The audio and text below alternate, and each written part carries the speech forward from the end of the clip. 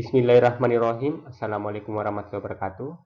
Anak-anakku sekalian, pada pertemuan kali ini saya akan membahas tentang materi relasi makna. Jadi materi ini merupakan sambungan dari materi pada pertemuan sebelumnya, dan pada materi ini kita akan lanjutkan penjelasan terkait dengan relasi makna yang belum sempat kita bahas pada pertemuan sebelumnya. Baik anak-anakku sekalian, nanti dalam video ini Bapak akan menyajikan beberapa uraian materi terkait dengan materi relasi makna. Silakan anakku simak dengan baik. Kemudian di akhir video akan ada tagihan yang akan anak-anakku kerjakan sebagai bentuk penilaian harian dari materi relasi makna ini. Baik anak-anakku sekalian, sebelum kita masuk ke penjelasan materi, sebelumnya Bapak akan menyajikan dulu video singkat terkait dengan 4 cara mencegah penularan virus corona.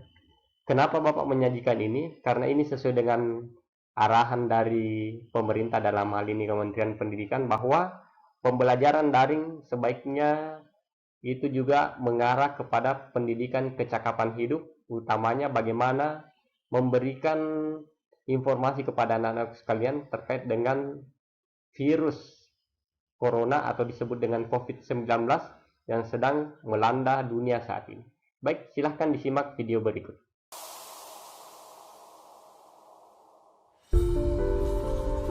Kenapa harus mencuci tangan secara teratur? Virus penyebab COVID-19 bisa hidup di permukaan benda tanpa inang hingga berjam-jam. Mencuci tangan hingga bersih menggunakan sabun atau cairan pembersih dapat membuat virus mati dan mencegah penyebaran. Situasi dalam kerumunan dapat meningkatkan peluang tertular COVID-19.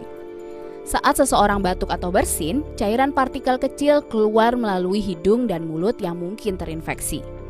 Jika terlalu dekat, virus berpotensi terhirup melalui udara. Setidaknya, jaga jarak hingga 2 meter. Kemudian, hindari menyentuh area wajah. Tangan menyentuh banyak permukaan sehingga memungkinkan virus menempel. Jika tangan yang terkontaminasi menyentuh mata, hidung, atau mulut, atau yang mempunyai kelenjar, potensi terinfeksi virus COVID-19 semakin besar.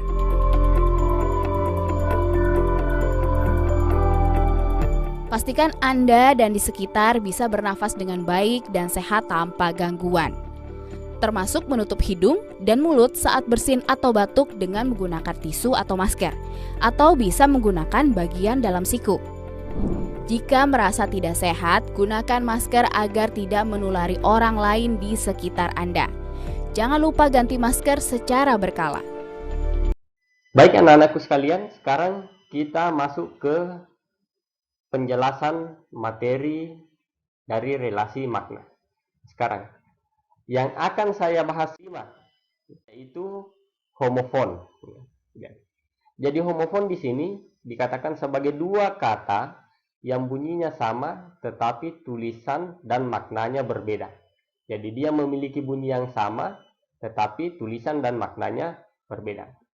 Dalam contoh ini, dalam contoh yang saya sajikan ini, kalimat pertama berbunyi, fasilitas tabungan pelajar disediakan oleh Bank BNI.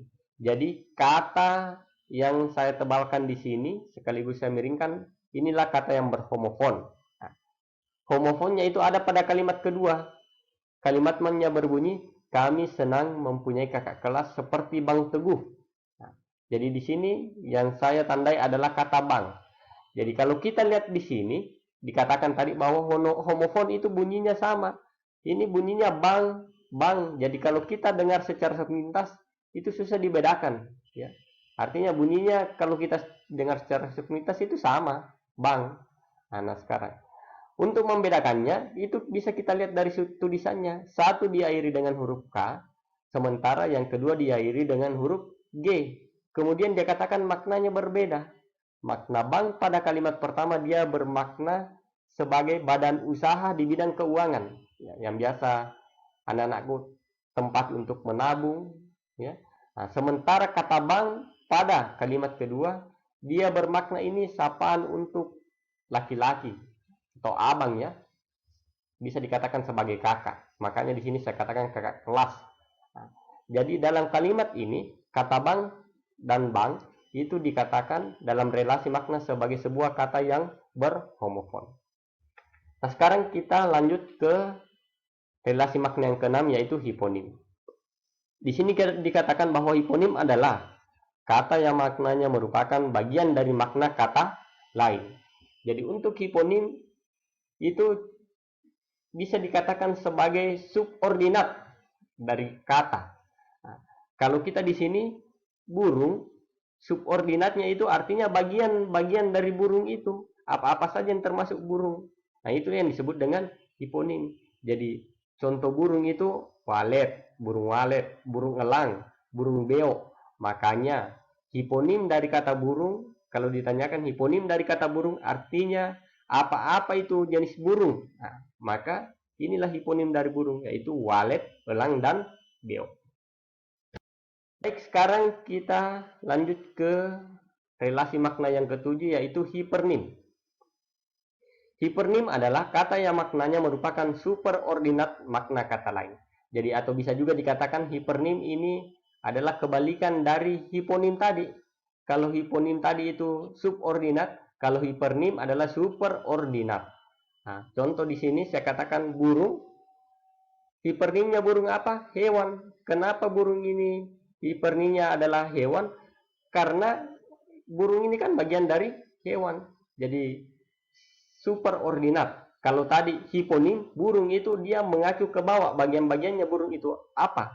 Nah, sekarang kalau dia hipernim, burung itu termasuk apa? Dia termasuk kategori hewan. Nah, maka hipernim dari kata burung adalah hewan. Jadi superordinatnya, bagian atasnya apa?